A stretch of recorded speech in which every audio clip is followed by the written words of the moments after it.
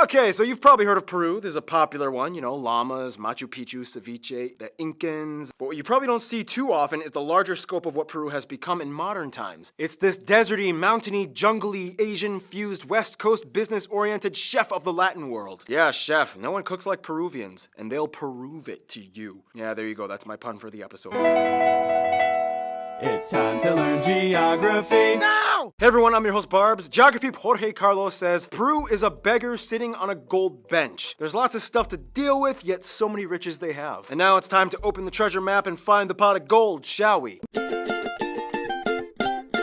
In South America, location matters. Everybody wants two things, resources and ocean. And if you can have both, plus some really cool straw hats, you're probably gonna do well. First of all, the country is located on the west coast of South America, bordered by 5 countries. The nation is further divided into 24 departments, each with their own flag and seal. The capital and largest city of the country is Lima, which also acts as its own department. Within the large Lima city limits, though, lies a special administrative division, and the smallest one, known as the constitutional province of Cayo. This little guy actually holds the biggest and busiest airport, Jorge Chavez International, which even though technically is not part of Lima, is considered Lima's airport. Just a skip away, you can also find the largest and busiest shipping port, the port of Cayo, where most major cargo ships dock and transport traded goods. Speaking of the coast, down at the bottom of Peru, they have a slight maritime dispute with Chile, which kind of looks like this, but it doesn't really cause too much trouble. Just a few fishing vessels might have a skirmish or two. Peru doesn't really have many islands off its coast. However, the largest one is actually not too far off from Lima, San Lorenzo Island, which is actually closed off to the public and controlled by the Peruvian Navy. After Lima, though, the second largest city is Arequipa down south and a bit inland, which holds the third busiest airport, Rodriguez Bayonne International, and then Trujillo makes up the third largest city further up north along the coast. You might be wondering, what's the second busiest airport? Well, due to high numbers of tourists flocking in to see the ancient Incan sites like Machu Picchu, it's actually Cusco's Alejandro Velasco Astete International Airport. Otherwise, about 86% of the population lives either within the coast or mountains, and only about 10% in the rainforest to the east. This means that the road network is built accordingly, and many of the secluded areas inland, like Iquitos, the capital of the Loreto department, have no land transport, and they are only accessible by air travel or painstakingly long river boat journey. And that's the funny thing. Peru is incredibly lush and green on the interior, but most people prefer to live in the dry, deserty coast. I guess that's good though. I mean, less people means less deforestation. For what it's worth though, there's another way you can look at Peru. Historically, Peru was the epicenter of the Incan Empire, which had quite a wide network of roadways, about 25,000 miles long. That connected the entire domain that extended all the way from Ecuador to Argentina, spanning about 177,000 square miles. These paths followed the Andes mostly, and were built in a unique system that allowed porters, called chasquis, to literally run and relay items or information or messages to other chasquis from coast to mountain. Along the way, they would sometimes take pit stops at small houses known as tambos that provided shelter and food to rest. Soon, the next chasquis would have to keep running and fulfill the delivery. This porter system could sometimes cover over 150 miles a day, all without a single wheeled vehicle or even horse. The wheel had never even been invented at this time, and the only animal of burden was the llama, which could not carry adult humans, let alone run with them. Yet a wealthy or royal family living in Cusco could still have fresh fish caught from the ocean delivered to them all within 2 days. Not bad. Yeah, literally just people running on foot. It worked somehow. And speaking of Cusco, Peru has quite a lot of cool places to check out in case if you decide to visit, 12 of which are UNESCO heritage sites. Yeah, we've all heard about most of the Cusco and Machu Picchu stuff and these other ones that have too many tourists. However, in addition, there are these lesser known but equally fascinating sites. There's also so many famous cathedrals and museums like these. There's also the Lake Titicaca floating village shared with Bolivia, the Sky Lodge Adventure Suites, the last Incan grass bridge, salt pans of Maras, Rinconada, which claims to be the highest city in the world. There's even a statue dedicated to Paddington Bear, and the giant hat building in Celedín. And there's so many natural wonders in Peru as well. For crying out loud, they have a Rainbow Mountain, the world's tallest sand dune, third tallest waterfall in the world, the largest left-handed wave in the world, and a boiling river. But we're getting ahead of ourselves. Stuff like that belongs in the next section.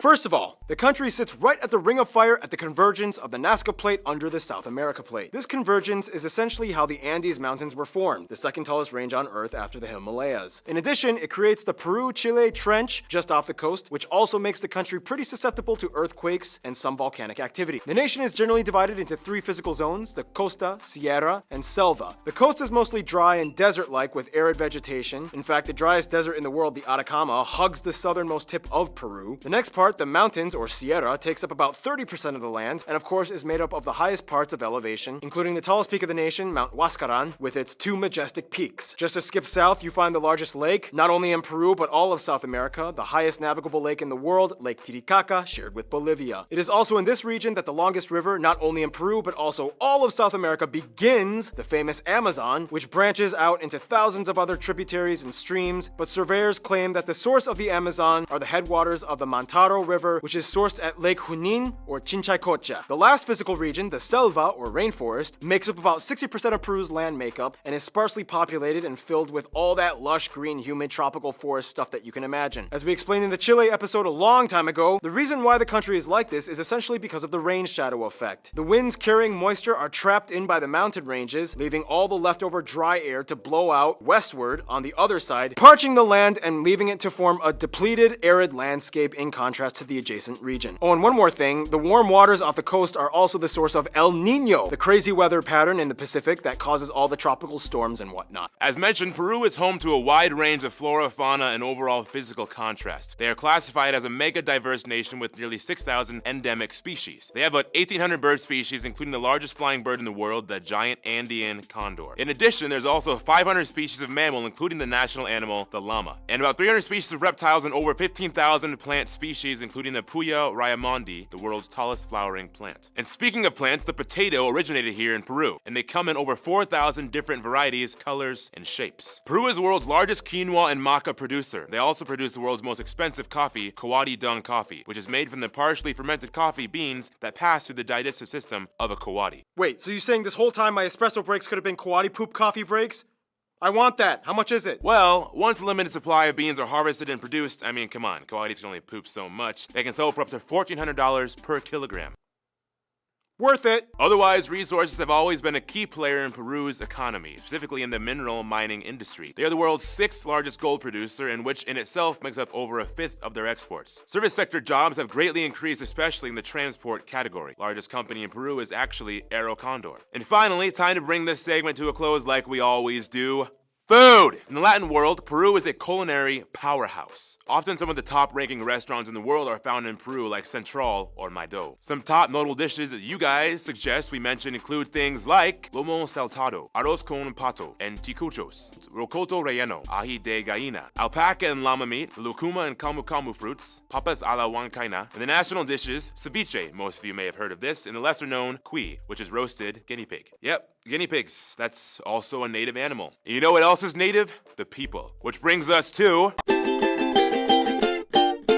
Thank you, Noah. This is great poop coffee. When you think of Peruvian people, you think ponchos, pan flutes, and those hats they wear. Yeah, there are some people like that in the country, but that's only one fraction. Peru is pretty much like all the other nations in the Americas. It has a story rooted in both native and foreign fusion. Today, Peru, much like its cuisine, has a little bit of everything blended into it, but never compromising the foundation of where everything got started. Now, back to people groups, the country kind of has like 3 official languages. Of course, Spanish, and then there's Quechua, and finally Aymara, which is actually more spoken in Bolivia. In the shortest way to put it, the Quechua and Aymara are basically the largest groups of modern descendants of the ancient Incan peoples. Most of them live in the high mountains of the Andes, which means their bodies from a young age have actually acclimated to the rather intense conditions of thin air and cold. The average Quechua and Aymara person has a slower heart rate, a third larger lung capacity, and more blood volume. Dude, they're kind of like superhuman. Kind of, yeah. By force from birth. I guess, kind of, yeah. Cool. Forced superpowers. If it'll help you remember that fact, then fine. Any Peru! The indigenous, although a vital part of the Peruvian identity, are only one part of the puzzle, though. There's so much to discuss with the people, and with that, here's Random Hannah with culture stuff. Today, with generations of multicultural backgrounds, the population of Peru is very different from how it started centuries ago, yet they never lost their roots. As mentioned, historically, the Incans created an entire complex society of millions, all without the advantages that were used in Western societies. According to Atlas Obscura, the Incans never invented the wheel, never figured out the arch, and never discovered iron, but they were masters of fiber. Everything from ships, armor, slings, and bridges were made of fiber one way or another. They even had a system of communication with knotted fibers called quipus. Otherwise, today traditions still live on in the indigenous communities. For one, Quechua women that are married often wear various types of woven hats, whereas single women wear knitted hats. dance. Catholicism, of course, plays a huge role as well. Somewhere around 3/4 of the country claim to be affiliated to it. Catholicism in Peru, though, has a high degree of synchronism. For example, many herders from the countryside still pay tribute to Pachamama or Mother Earth. For many of these peoples, traditional belief systems in themselves are still practiced even apart from Catholic fusion. In fact, Peru has the second highest number of shamans after India. And now we're going to do a list of some cultural stuff, but to help me, we're gonna bring out Ian!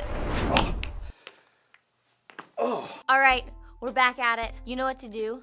Yep. All right. Ah, they're so cute! In addition, festivals in Peru are world-renowned and famous for their intense, colorful displays. Festivals like Capac Cola, which is a sort of rite of passage for boys. There's also the scissor dance, Danzantes de Tijeras. The festivals of the sun, Inti Raimi. Holy Week is a huge deal and probably the most colorful and famous one, the La Candelaria Festival held in February. In the end, though, no matter what part of Peru they're from, everyone knows the song Contigo, Peru. It's practically a second anthem for them. It can literally stop fights. The festivals are, of course, riddled with so much food, colors, and music, which of course brings us to Keith's absolutely terrible, horrible music segment. When you think of music in Peru, immediately, most people just think pan flutes, and pan flutes. Pan flutes are a huge part of their musical culture, but there's a ton of other traditional instruments. One of the most commonly used ones is the charango. Charango? You said it right the first time. Okay. Which looks like a ukulele but has a different structure and sound. Otherwise, apart from the traditional sounds over time, music in Peru evolved into something very special. The many people groups all came together and fused their influences, and each region kind of has its own specialty. For example, you have Creole music, mostly along the coast, which has lots of influence from the Afro-Peruvian community. They use the cajon a lot. Peru was one of the leading founders of exotic cumbia, which fuses traditional Amazonian rhythms with Spanish melodies. Everyone knows that song, El Condor Pasa.